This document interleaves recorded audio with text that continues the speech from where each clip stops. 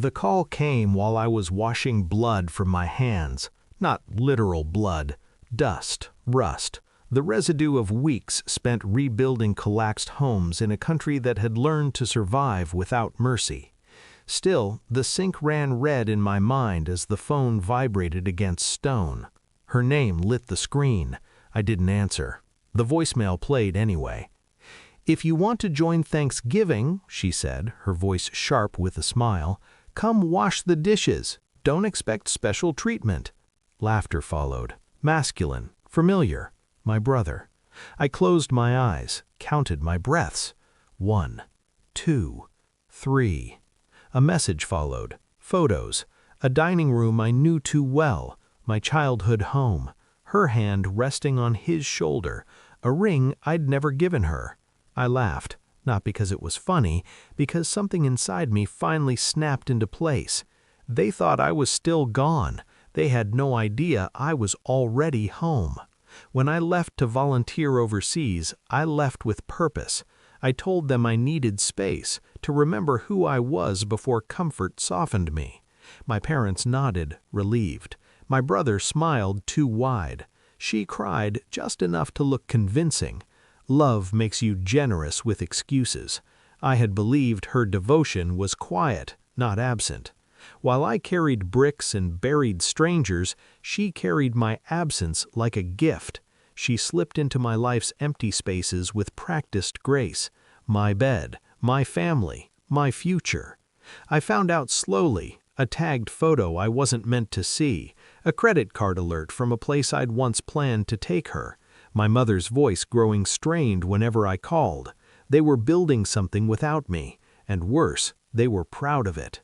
The betrayal wasn't loud, it was surgical. My brother, always jealous of the way I moved through the world without needing approval, finally had something I'd left behind.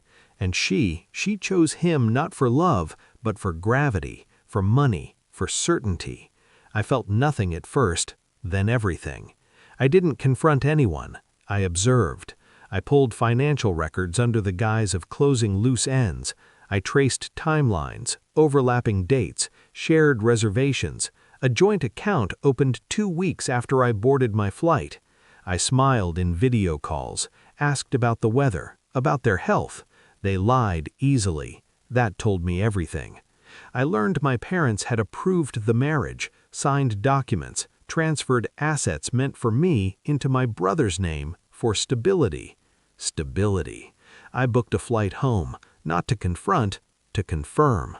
When I landed, I stayed elsewhere, watched the house from across the street, saw her laugh on the porch I built, saw my brother touch her waist like he owned her. I didn't feel rage, I felt clarity. This wasn't betrayal, it was replacement, and replacements are always temporary. Thanksgiving came wrapped in false warmth. I arrived unannounced. She opened the door and froze. My brother recovered first, smiled too quickly. "You're early." "I'm right on time." Dinner was tense. Silverware clinked too loudly. My parents avoided my eyes. I waited. After dessert, I stood and placed an envelope on the table. I brought something. Inside, a legal document, ownership papers, a trust activation, the house, the land, the accounts, mine. Her face drained. My brother's hand trembled. I met their eyes one by one. "I never lost anything," I said quietly. "I just let you think I did." She tried to speak, couldn't. I watched the truth settle in, slow, suffocating. "You used me," she whispered. I tilted my head. "You used what you thought I was." I slid my phone across the table. Screenshots, messages, confessions she'd sent me while sharing his bed. My parents stared at the proof of their betrayal. "I knew," I said softly, "long before today." My brother stood, furious. "You think money makes you better?" "No," I replied, "but it reveals who you really are."